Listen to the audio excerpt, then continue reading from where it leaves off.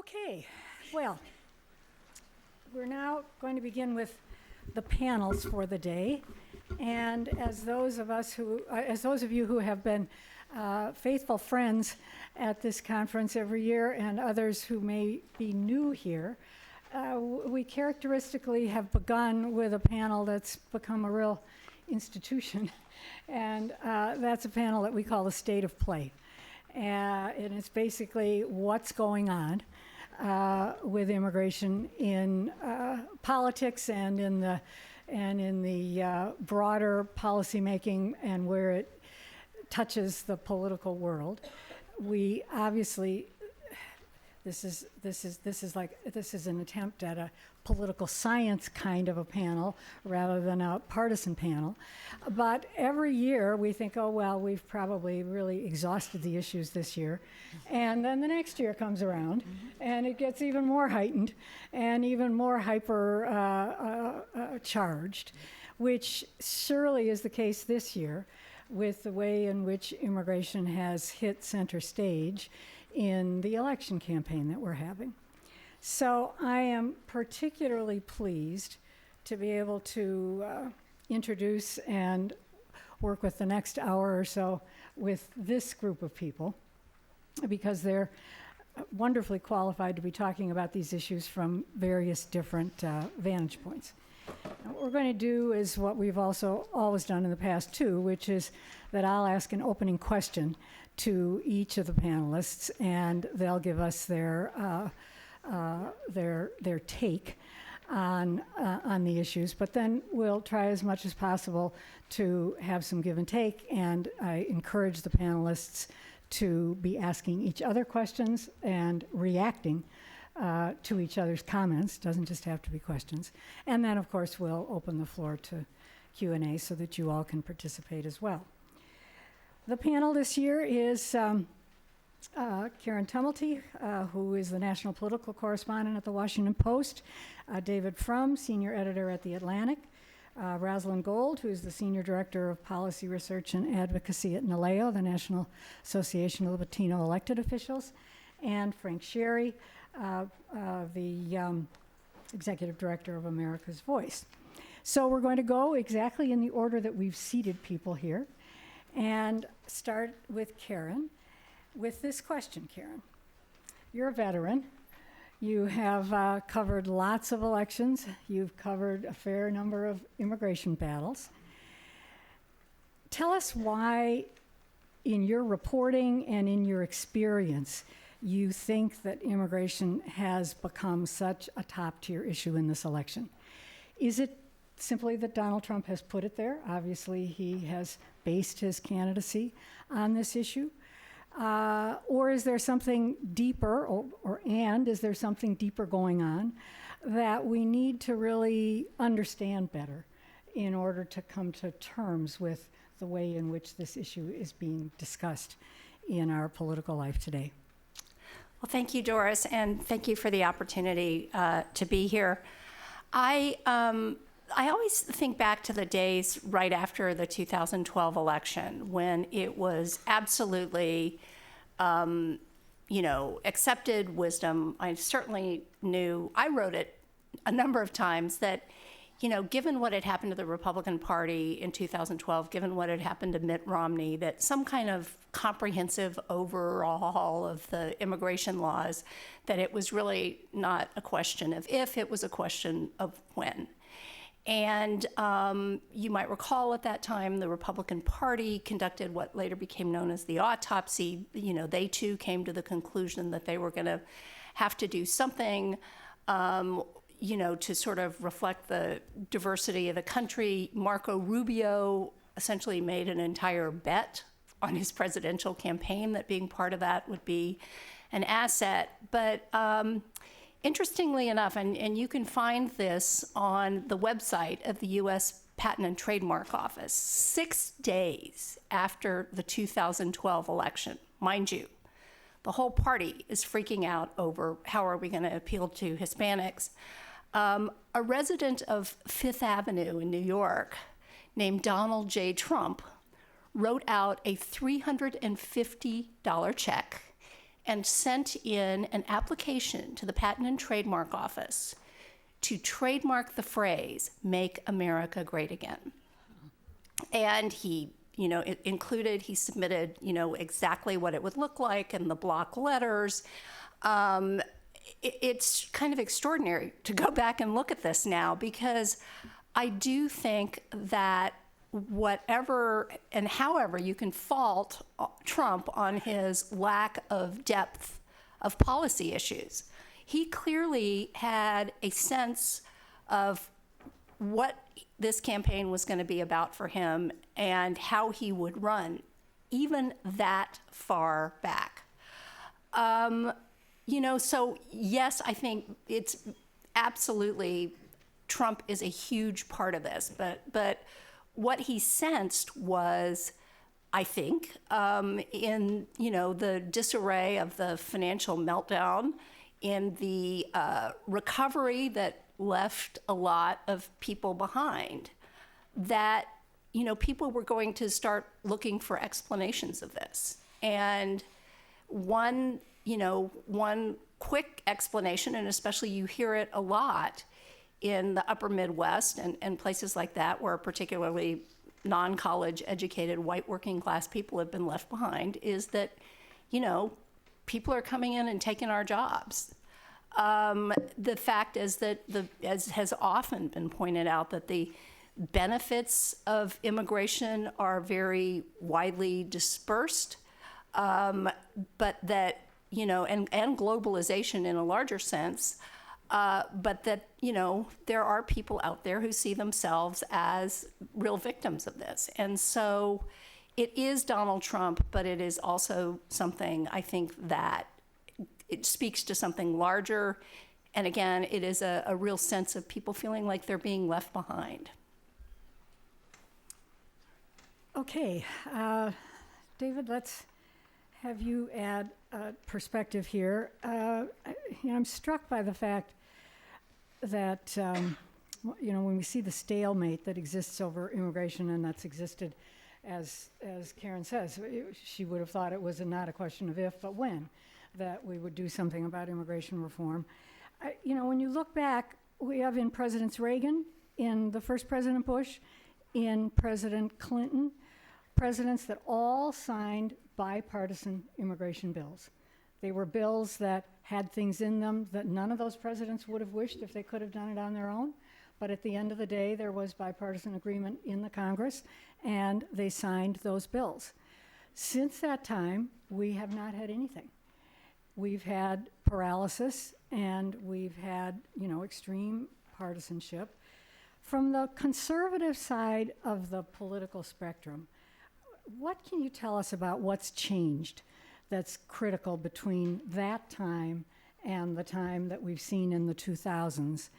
And what do you think, in looking ahead, it's going to take to bring conservatives back to the table on immigration legislation? Well, I'm not sure conservatives should be back at the table with immigration reform as it's been conceived for the past 15 years.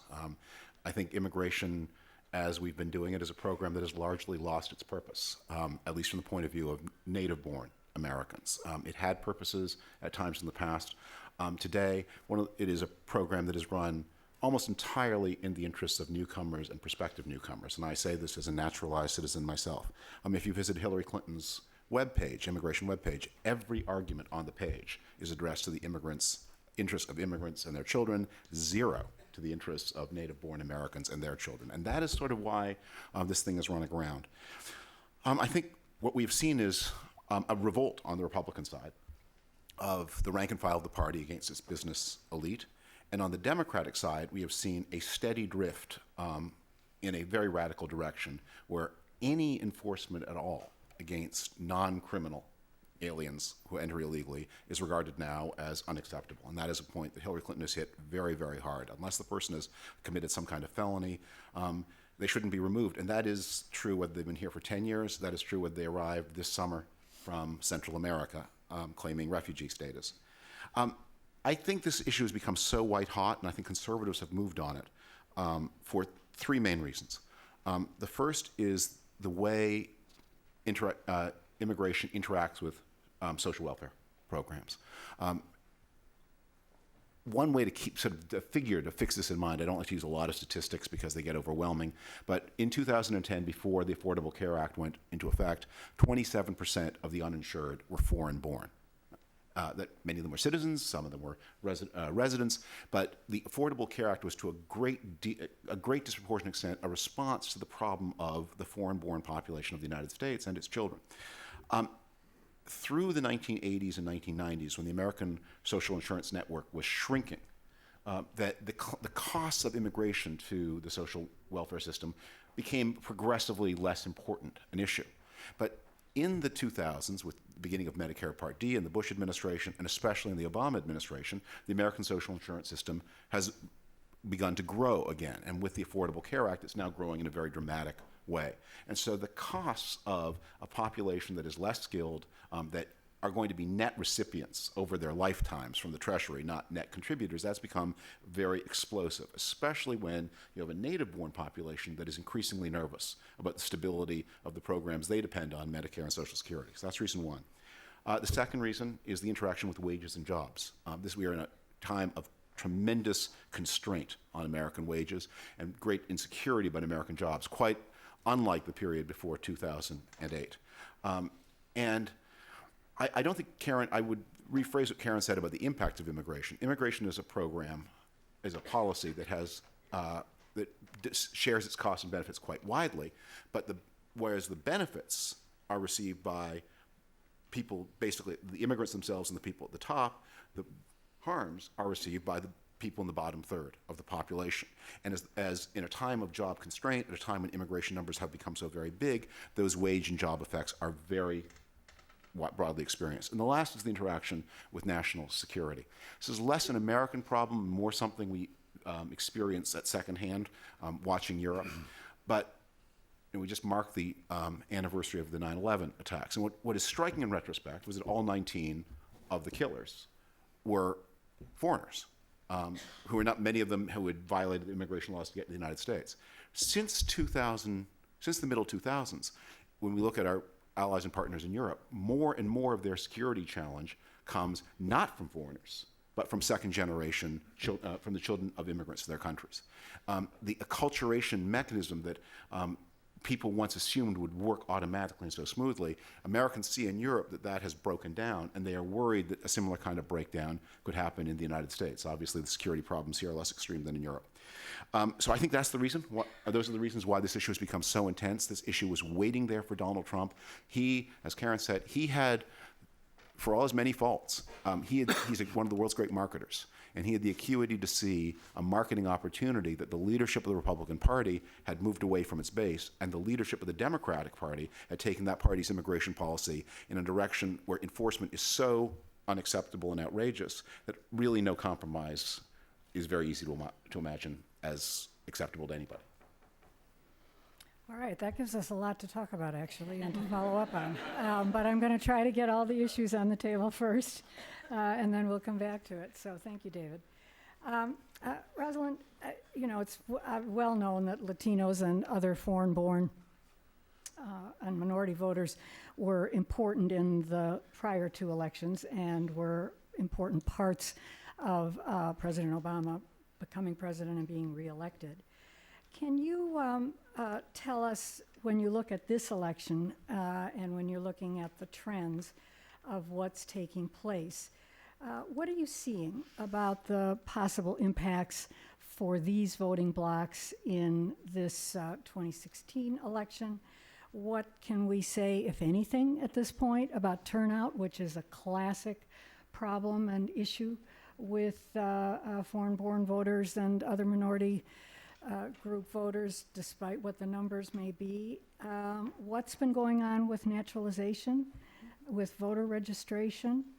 And how about some of the key states? Where are some of the key states on these issues that are going to make a difference? Thank you. First of all, thank you so much, Doris. I very much also appreciate Catholic Legal Immigration Network, Georgetown Law Center, and the Migration Policy Institute for inviting me to be here this morning. It's a great discussion. You're absolutely right that Latino and naturalized citizen voters played a pivotal role in the last 2 presidential elections, and they're poised to do the same in election 2016. If we go back to 2008, these voters essentially flipped states such as Colorado or New Mexico or Florida. They helped flip those states from states that had supported President Bush in 2004. Those states became Democratic for the presidential election in 2008. And Latino and naturalized voters also helped to significantly contribute to the margin of victory of President Obama in other states such as Nevada or Virginia or Indiana. And as we look ahead, one possible scenario in this election is that history is going to repeat itself. I want to take everybody back to the 1990s and Proposition 187 and Pete Wilson's ad where it shows immigrants going over the border and of solemn voice intoning, "They keep coming, they keep coming." And then I want to take you to 2006 and 2007, where H.R. 4437 was enacted, and you had another time of very inflammatory and divisive rhetoric about immigration. And in both of those points in history, we saw record numbers of naturalizations followed by record numbers of participation by naturalized citizens in voting.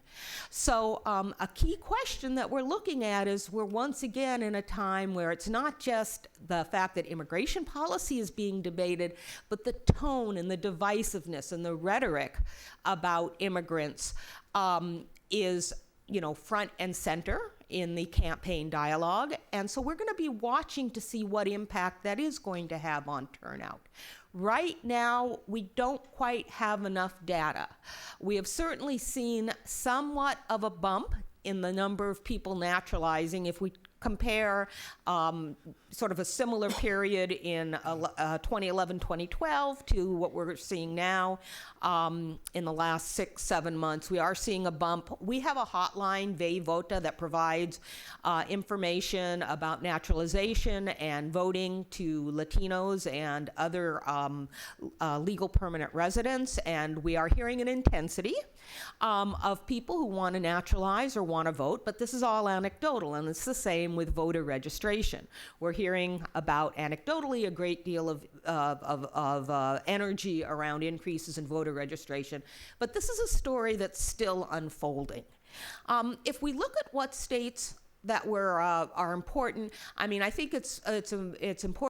This is not just about the presidential election. So Latinos are poised to make a significant impact in very competitive Senate races, such as John McCain's race in Arizona, Mark Kirk in Illinois.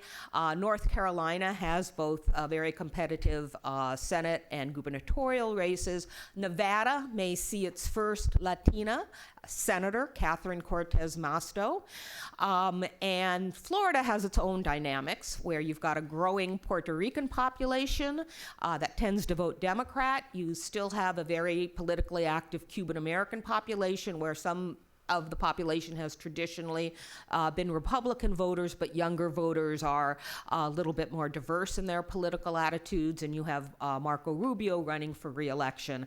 So these are all states where Latino and naturalized citizen voters are going to play a key role in the outcome.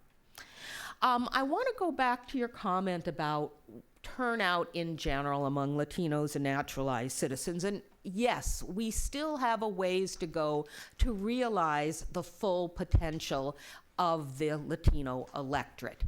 And this is in part because of what we would really see as a dysfunctional component of how our political system works. Candidates and campaigns come around and invest in voter outreach and invest in voter education every 4 years around presidential elections, and they just target battleground or swing states. And in doing that, Latinos in places like California, Texas, Illinois, New York, they are completely ignored by the candidates and candidates.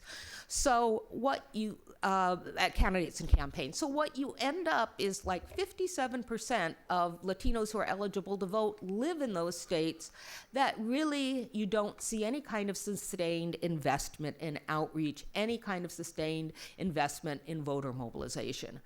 Deputy Secretary Mayorkas talked about our identity as a nation, and if part of our identity is to have a robust democracy, we need to have sustained investment in bringing out Latinos and the naturalized citizens to vote in every election, no matter what state in the union that they're in, for the long term if we want to have a healthy democracy.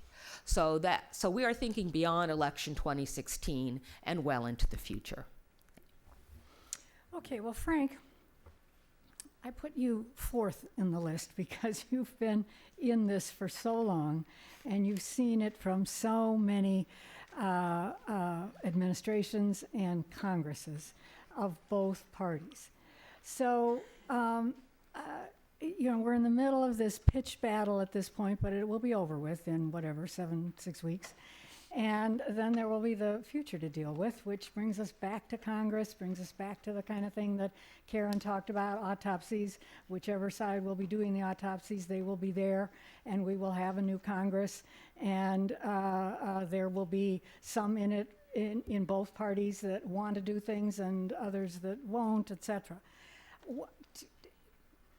Give us your best thinking of what the after-election effects of what we're seeing in this election campaign on immigration might be. Can you see any scenarios with a new Congress where immigration reform would again be tackled? Are we in the kind of a scenario that David paints of people simply being so divided that there isn't room for a conversation again? What can you tell us about how your watching of the Congress, what are the things that we should be paying attention to that might be coming out of this campaign that affect what the Congress will do in its next iteration? Okay. Yeah, well, it would be a little naive to expect in such a polarized age that Congress would tackle big things and get them done. But I'm naive, so I do think there's going to be a moment of truth. If Donald Trump gets elected, get ready for barricades and civil unrest. I'm sorry, let's not kid ourselves. If Hillary Clinton gets elected and the Republicans maintain control of both chambers, forget legislation, we're going to be talking about what kind of administrative and state and local progress can be made, and the fights will mostly be there. But if the scenario, and if the Congress flips to Democratic control in both chambers, I think it's just a matter of negotiating with the Lindsey Grahams of the world to get to 60 votes in the Senate. And we will have reform. But most likely, the prognosticators tell us we'll have a Democratic president, a Democratic Senate, and a Republican House. And that's the scenario that I think most people are trying to game out as to what are the prospects for reform, or if not reform, what kind of progress can be made through executive and administrative actions as well as state and local policies. And then, what are the, if not the short-term prospects, the long-term prospects. My view is that there's going to be a moment of truth if Hillary Clinton's elected, Chuck Schumer's the Senate Majority Leader, and Paul Ryan's the Speaker of the House. I doubt you're going to have a replay of 2013 where the Senate is going to go first. I think you're going to probably have a situation where the president and the majority leader and others sit down with Speaker Ryan and whoever he brings to the meetings, and they say, are you going to act or not? I don't think you're going to see Senate Democrats running into action only to wait for the House to act, because we know how that turned out in 13 and 14. There was no action. And it was very frustrating. And if the House can't act and set up at least a conference committee and a possible final deal, there's not much point other than optics to move forward in the Senate. So, but I do think it matters that Hillary Clinton has said this is one of her top priorities. It's one of her top 3 legislative priorities, along with criminal justice reform and a jobs infrastructure bill. She's going to introduce legislation in the first 100 days, she says. I don't think that's important. That'll be a marker bill, I suspect. And the real question is whether the House Republicans will move or not. Is Paul Ryan different than John Boehner? I think they both support reform and want reform, but Paul Ryan, I think, gets it. I mean, if he's going to be the leader of the modernizing forces of the conservative movement, they've got to deal with immigration reform before it's too late. And maybe too late is not for 5 or 10 years, but you can't defy public opinion and demographic changes in this country as long as the Republicans seem intent on doing without paying a heavy price. They're already paying a price at the presidential level, and it really is a matter of time and redistricting for them to pay a price at the House level as well. So the question is, will Paul Ryan exert the kind of leadership that, quite frankly, we haven't seen much evidence of to date, but the idea of him standing up to the nativist wing, and even if he falls on his sword and gets ready to run for president as the person who's determined to lead the Republican Party out of the wilderness and into the future, maybe. But at least I think we'll have that moment of truth. You have, if you have a Senate Democratic majority, you have Chuck Schumer with a track record on immigration reform on a bipartisan basis, a clear commitment to it. He's restated it publicly and privately many times. So I think there will be maybe a 6-month intensive effort to press to see whether there in fact is some possibility of movement in a Republican House that could lead to a final vote. But I think none of us would be smart to put all of our eggs in that basket. I know for us as advocates, we're looking at how to make good on her promise to go further than President Obama on administrative reforms and executive actions. There's a huge list. And we're not just talking about DAPA, which is tied up in the courts and may take some time before it comes back.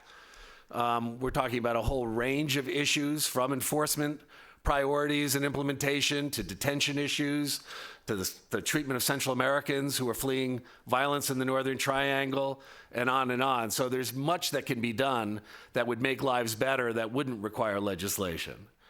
Let me say that the reason that I think that I know there's lots of looks, lots of eyes, as all of us have been watching Trump and his rallies. And David, with all due respect, I think, you are a very thoughtful conservative, and I know you're an immigration skeptic in part, and you cite the economic issues. But I think in this election, without mentioning race and demographic change as a big factor, we're missing a huge part of what's happening in the right wing of the Republican Party, or at least the populist wing.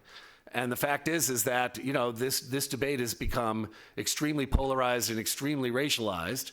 And I think that, the real question is, what is going to happen on the Republican side of the aisle? Look, we look at every public opinion poll that's done on this issue. The fact is, just in the past 2 weeks, there's been 3 polls, independent, right? Gallup had a poll saying that 84% of the American people support a path to citizenship as part of reform, right? Washington Post ABC poll just out, 78%. CNN just had a poll last week, 88%. Now, so the American people generally are more than ready for reform that legalizes undocumented immigrants as part of an overall reform that also improves enforcement and modernizes our legal immigration system. But, the fact is that where the debate is on the Republican side of the aisle. There is a tenacious, highly aggressive, very mobilized anti-immigrant wing, a nativist wing of the Republican Party. There's certain groups that we all know, but there's also the conservative infotainment folks that are the talk radio folks, the Laura Ingrams, the Rush Limbaughs, that are really using this issue to both increase ratings and anger their listeners. And that's a very formidable force. And in the past 3 rounds of immigration reform that I've been a part of, each time the populist right has outdueled the pro-immigrant reformist Republican right. And, that is going to have to change. So, when people say, is reform going to happen next year? It depends. It depends if the modernizers in the Republican Party can outduel the populists. So far, they don't have a very good track record, but maybe that'll change. In the meantime, I think with public opinion, the strength of the immigrants' rights movement getting stronger every day, that there's going to be lots of advances, even if they don't happen legislatively. I think federally, you're going to see a lot of advances. I think states, you're going to see a lot of advances, cities as well. Look at California today. Driver's licenses, in-state tuition, funding for in-state tuition, access to the Medi-Cal program for kids up until the age of 19, right? More and more cities are doing ID cards. You have a situation where undocumented immigrants live a fairly normal existence. The Trust Act, which says police shouldn't be turning over people unless they've committed serious crimes. That I think, while California is obviously exceptional in many ways, I do think you're going to see more and more states and cities adopting policies that will say, and this is where I disagree again, I don't think there's been a collapse in enforcement. I think there's been a recognition. When Barack Obama became the deporter-in-chief, deporting 400,000 people a year, the president who's deported more immigrants than ever, he did it for one reason. He wanted to show Republicans that he was serious about enforcement, so they should be serious about voting for reform. It didn't work. They didn't trust him. They wouldn't vote for reform. It didn't happen. And what he finally decided is, why are we deporting people who 88% of the American people think should be here legally? Maybe we should focus on the bad actors, have a situation where undocumented immigrants lead a reasonably normal life until we can return to a reasonably normal legislative and political setup. I'll stop there. Well, let's talk about this a little bit. This issue of as you put it, Frank, an anti-immigrant force among Republicans, or on that side of the spectrum, as compared with the way you talked about it, Dave, as immigration having lost its way, having lost any sense of real purpose. And basically the contenders being American citizens and America's interests vis-a-vis the interests of immigrants. That assumes that those are different and in opposition to each other. And Frank's talking about something that is far more political and basically driven by a smaller xenophobic part of our population, which of course has been there historically throughout, but that is not reflected in broad public opinion when you look at the polling now for many, many years. Let's just have comments on that. Let's talk about that. Anybody who would like to talk about it? Well, let me say something about this taxonomy of the Republican Party.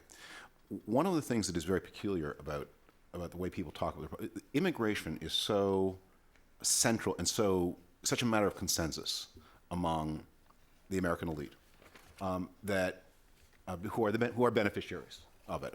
That immigration, it's a redistributionist program, and probably everybody in this room is a net beneficiary, quite a big net beneficiary from this redistributionist program.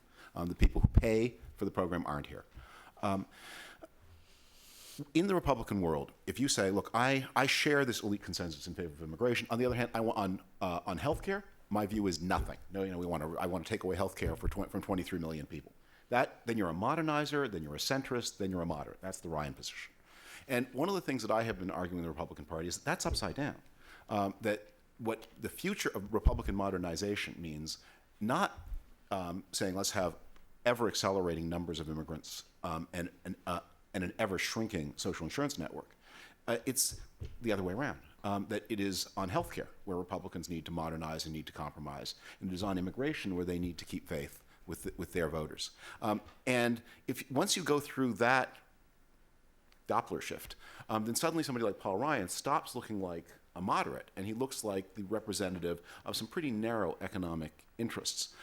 And meanwhile, the people who are putting their sadly abused and misplaced faith in Donald Trump are your fellow citizens who have real problems that are not being addressed at all by responsible governing elites. And so they're putting their faith in demagogues and irresponsible people who offer no constructive solutions.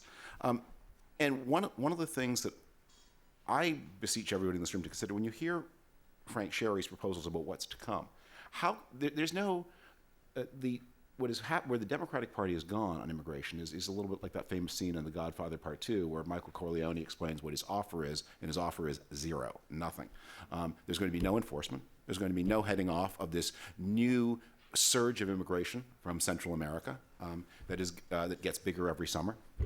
That there is no plans for any it is shocking and unacceptable to remove not just people who've been here for 10 years or 12, but people who've been here for 10 months or 12 months. And there's no discussion about what is the right overall number. One of the places I think the first question about immigration, we would not build dams with as little cost-benefit analysis as we do with our immigration policy. The first question is, how many immigrants should the United States take in a year? What is the number? What impact does that have on wages? Labor is not an exception to the laws of supply and demand. How are we doing with upward mobility among immigrants? Are we choosing the right immigrants? Because it's not just a matter of more or less, but it's a matter of who. Different countries take different immigration streams. The United States and Sweden have immigration policies that skew very heavily to very low-skilled, very low-wage people who are not doing well in upward mobility. Other countries, many of whom take almost as many immigrants as the United States, many of whom take more legal immigrants relative to their population in the United States, have immigration policies that skew upward and take people with higher levels of skill and education.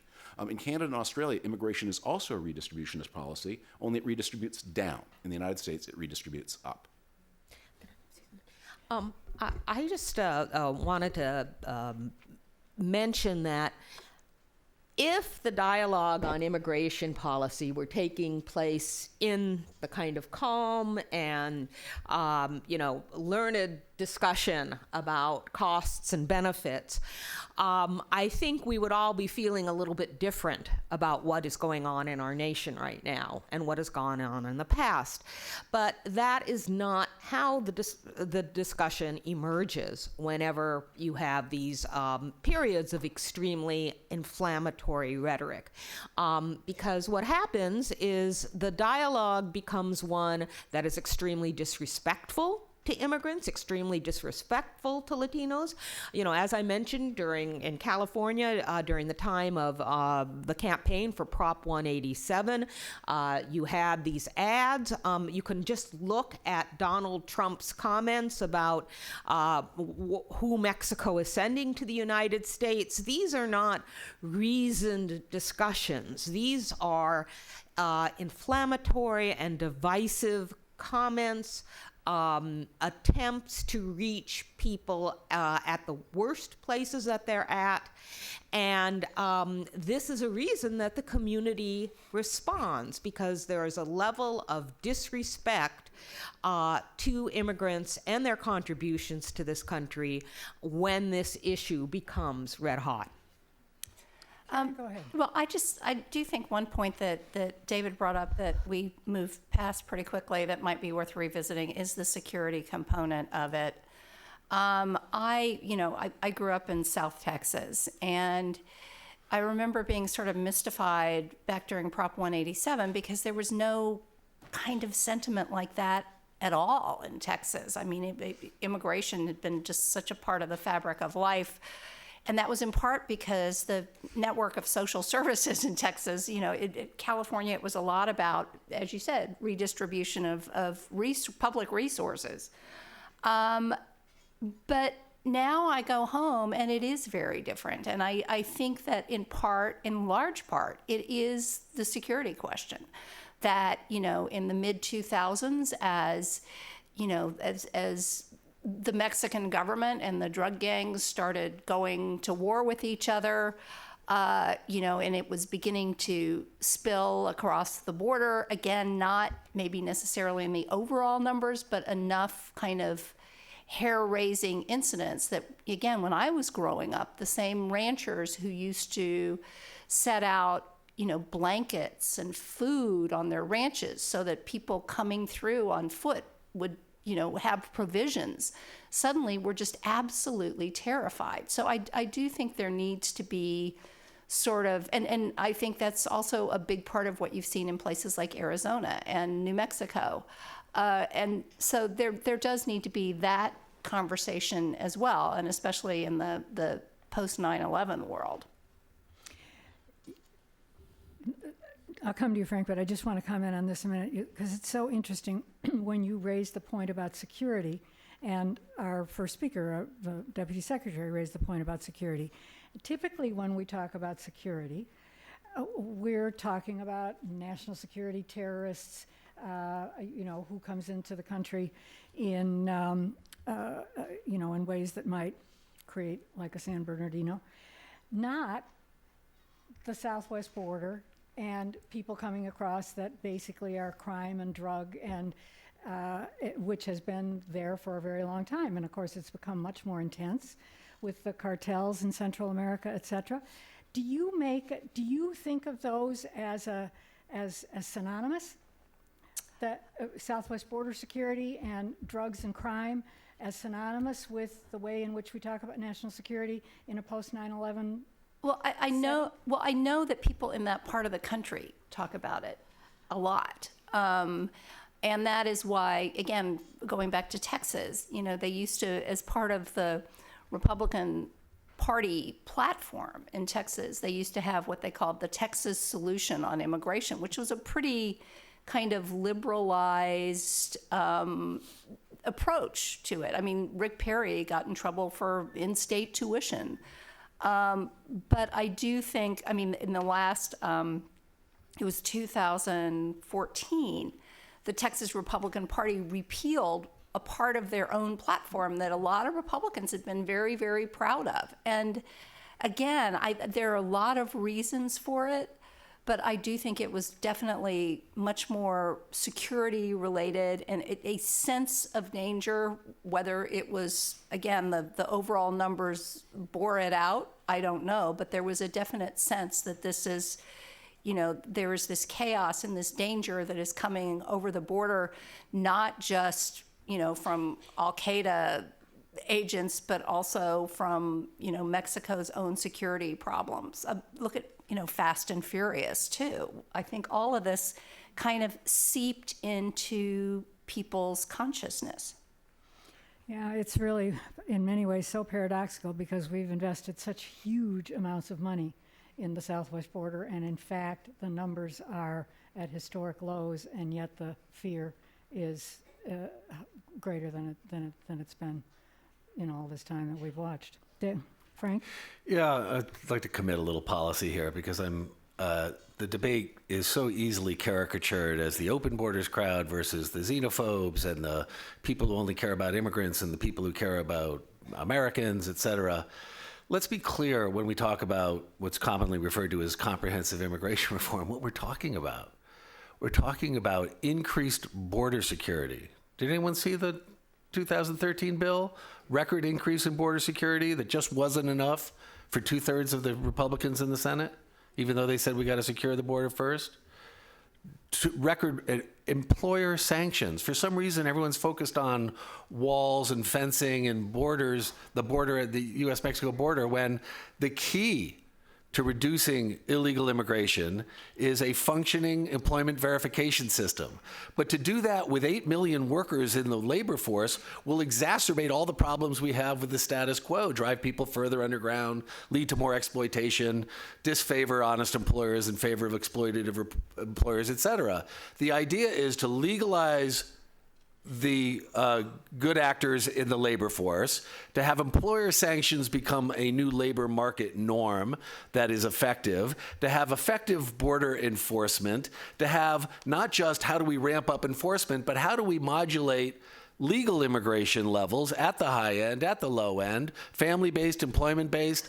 I'm happy to put it all up for question if the question is what's in the interest of American economic growth. But at least we'll have two levers to deal with rather than just enforcement. When we ramp up enforcement as we've done for the last 30 years without any corresponding change in our legal immigration system or in the growing numbers of undocumented immigrants, now leveled off at 11 million, what we do is we repress immigration stupidly rather than regulating it intelligently. So to me, the idea that comprehensive immigration reform has been somehow dinged as some left-wing fantasy that's only in the interests of immigrants, when it would have caps, it would have more effective enforcement, it would make immigration more legal, it would make hiring more legal, and it would make it more acceptable to go after people who are violating those norms. What's not to like? That is a centrist, bipartisan approach. It's why Ted Kennedy and John McCain worked on it. It's why George W. Bush was in favor of it. But the Republican Party has gone to the right, not on policy grounds, for the most part. It's because there's too many of those people. And I think that if we don't be honest about the fact that we're dealing with a racial backlash, not from all the people who oppose immigration reform, certainly, not thoughtful critics who say it's skewed in the wrong direction. Let's have those debates. But the idea that the best way to enforce our immigration laws is to have increasing repression, as if that's going to work, has been proven wrong on its face for 30 years. So in this room, at least, we can talk policy. In this room, we don't have to believe the talk radio guys that the border's been getting more out of control and all those al-Qaeda agents are coming across. There's no evidence of that at all. Should we have vetting and screening? Yes. Would we have more people screened and vetted if we had immigration reform? Yes. Should all the Central Americans fleeing violence come to the United States? No. Should all the Central Americans fleeing violence get some sort of protection, preferably in the region? Yes. This is just a sensible, modern immigration and refugee policy that increases lawfulness and orderliness, that increases vetting and security, that increases legality and decreases disorder. So I just want to set the record straight that if you want open borders, I'm sure the Republican opposition will create more and more incentives for people on the left to get more and more open borders. But right now, what's on the table is something that is clearly in the national interest, clearly in the interest of law and order, clearly in the interest of economic growth. Just had to get that off my chest.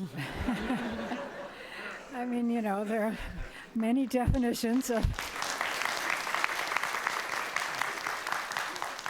many ways of looking at what's in the national interest. I mean, it's, you know, very easy to say what's in the national interest, but what's in the national interest is often in the eye of the beholder. And so the real, you know, difficulty that we're facing, it seems just illustrated by this panel and by the comments that have been made, is how do you even have the conversation? I mean, obviously, we're not having a productive conversation in this election campaign. But the issue is right there, squarely in the middle of it. It is not going to be done. It will be, it will carry over after the election because of the way that it's been highlighted in the election. And I am very struck by what's been said along the way here, that what should our immigration policy be for? In whose interest should it be? What is the national interest? You can say that it ought to be, as Trump says, for American citizens and in the best interest of the country. Well, you look at immigrants and immigrant families and immigrant communities, they are totally fused. There is not a we and they where immigrants and American citizens are concerned. It's a mixture, and it's a they is us. So we have to be clear about, you know, who it is that we're talking about, but at the same time, the idea that immigration policy has lost its way is an absolutely fair and valid critique, it seems to me. You listened to what the Deputy Secretary said earlier today and gave some examples of the lack of cohesion and the lack of coherence in what our overall immigration system does and calls for today, and it is, no question, problematic. So before we open the mics, which I will do in just a moment, I would like to know whether anybody would have a final observation or would want to make an observation on how actually to have that conversation. I mean, structurally, mechanistically. Do we just go past this election if one does assume a Democratic victory and go right back into the partisanship that has characterized the Congress in the past? Or is there a way to step back? Is there a way to have that more fundamental conversation over the questions that you raised, David. What do you think? I think it's going to be worse. I think what will happen, what is going to happen after the election, let's go with the consensus view that it's probably a Democratic president, possibly a Democratic Senate, probably not a Democratic House. I'm not so sure about the Senate, but Hillary Clinton comes to office with a much stronger commitment toward the Democratic platform on immigration than Barack Obama came with in 2008. It's been more central to her reinvention of herself as a left Democrat from a center Democrat. She also has much less optimism about the American political process than President Obama. President Obama thought he could work with people and persuade people. Hillary Clinton, less ideological but more partisan figure than President Obama, and she will use the power of the presidency and try to drive things through administratively. And that will make that vacant Supreme Court seat an absolute red-hot button, and she will lose a lot of the Republicans who might be inclined. Probably most Republican senators agree with her and with Frank on the merits of immigration reform. Most Republican members of the House, certainly most surviving members of the House, won't. But where you will unite the Republican Party is, as it realizes we're not the party of the presidency anymore, they're going to be much more nervous about these kinds of high-handed executive actions, and especially about that vacant Supreme Court seat. So there's going to be tremendous rancor over that. Meanwhile, the Republican Party, assuming that they lose the president, is going to be ripping itself to pieces with recriminations over whose fault was this and over its future identity. Should it be led by its traditional business elite, which has had a very scornful attitude toward the economic interests of rank-and-file Republicans? Immigration is like the thing that we are focused on here, but on other issues from healthcare and wages and jobs, it's that the party of Paul Ryan has been a party that has been very focused on the economic interests of a comparatively small number of Republicans, never mind a small number of Americans. Other Republicans there hasn't been leadership for this, and that's why this space was waiting for a cynical person like Donald Trump to seize it. But there will be better contenders. Now that Trump has identified this discontent of the Republican Party, there will be more responsible contenders to take the space that he explored. So that it'll be a party that's going to have very great difficulty dealing with itself. Meanwhile, Hillary Clinton will never have the trust from the Democratic left that President Obama had. She will therefore constantly have to try to prove herself harder, and will be subject to more criticism, and I think just characterologically and because of her nature, because of her view of the way American politics works, she's not going to be a deal maker.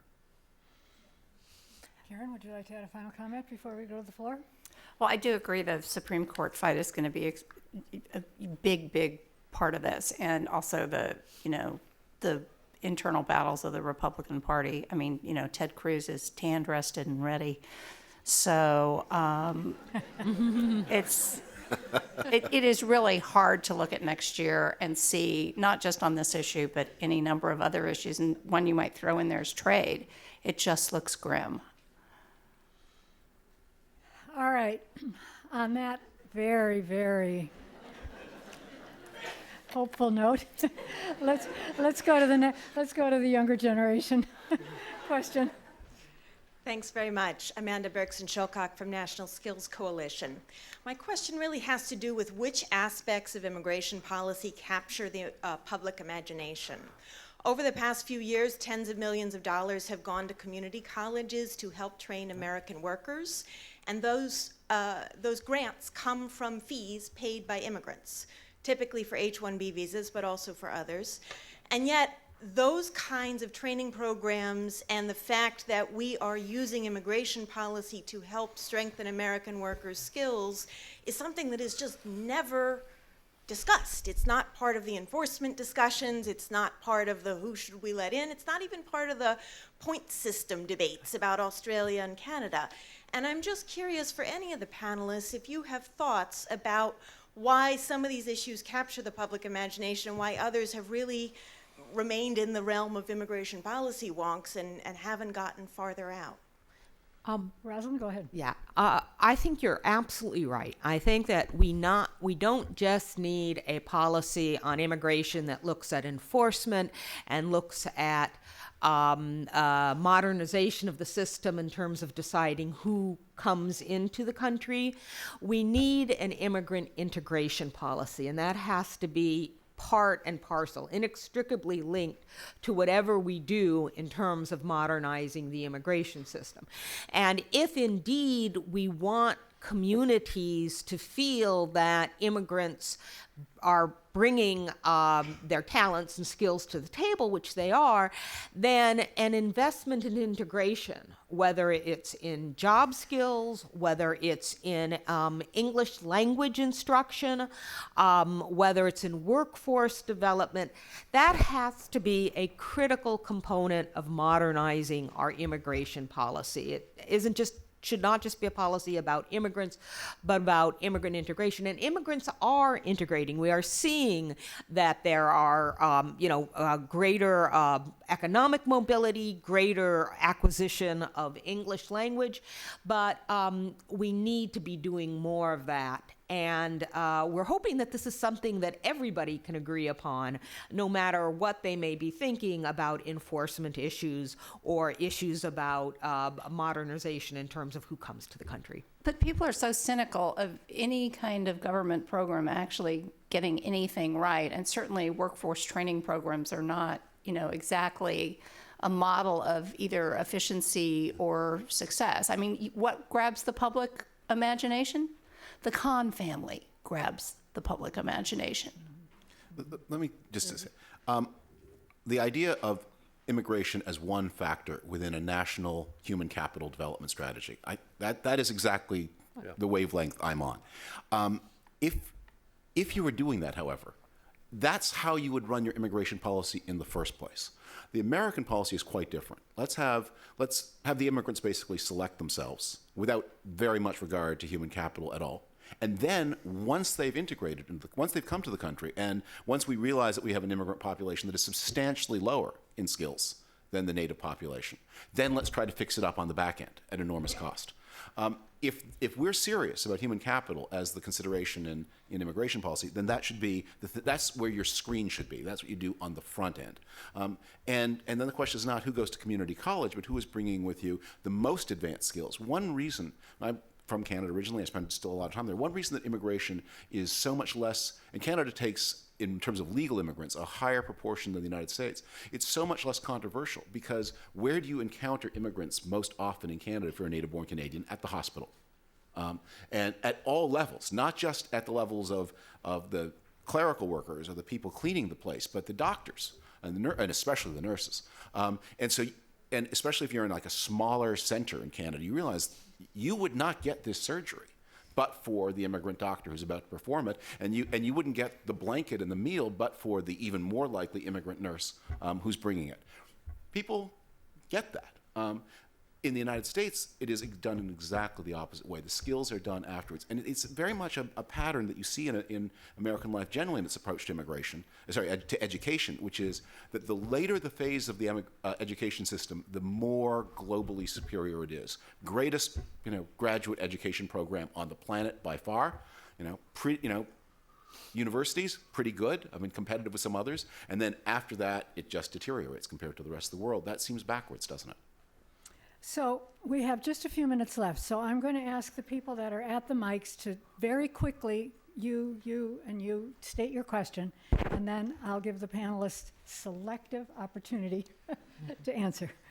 Question. My question is directed primarily to Mr. Frum. I think, Mr. Sharry, he made the very good point that Obama has deported more immigrants really as a number than any other president has really ever. The deporter-in-chief, I looked up the numbers, I think he's deported so far, 23% more people than second Bush, George Bush has. And I would like to, and you made a big claim saying that in general, the Democrats have moved far to the left when it comes to immigration and enforcement of immigration laws. I would like you to clarify how you can reconcile you saying that and you claiming that with the fact that Obama has indeed deported more immigrants than really. Because Okay, it's a total, wait. it's a statistical artifact caused by counting removals at the border with the deportation numbers that were never included before. It is a totally fake number.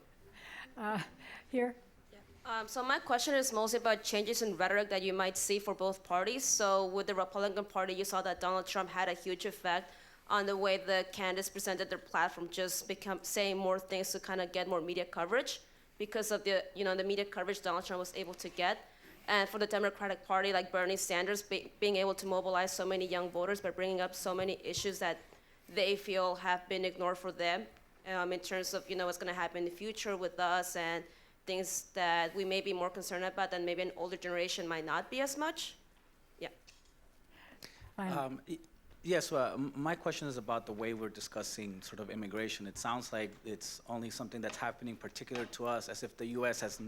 has no other interests outside of it. So, for example, Frank mentioned the race and demographic shift that's happening in this country and the fear of the dominant culture. Two, someone mentioned, I think you mentioned about the cartels, as if the consumption of drugs is not in this country and that's what's leading it. There are no guns that are built or made in Mexico and those countries. And for the Central American migration, to assume that people are just coming because they woke up one day and not because of the interventionist policies that the U.S. has had over the years and continues to have, I think it takes away from the immigration discussion because there is, you kind of break it, you have to buy it.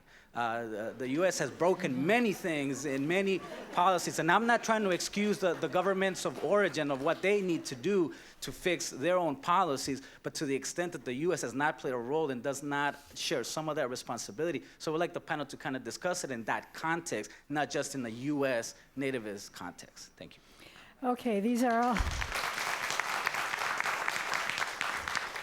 These are all important points, and this is a good indication of how there are so many directions one can take a conversation like this. We're not going to be able to take it any further. I would invite those of you who might want to talk with panelists to come up to the front while we have a break here. We will break until 11 o'clock. Please be back at 11 o'clock for our next panel, but please join me in thanking this very, very lively group. Thank you.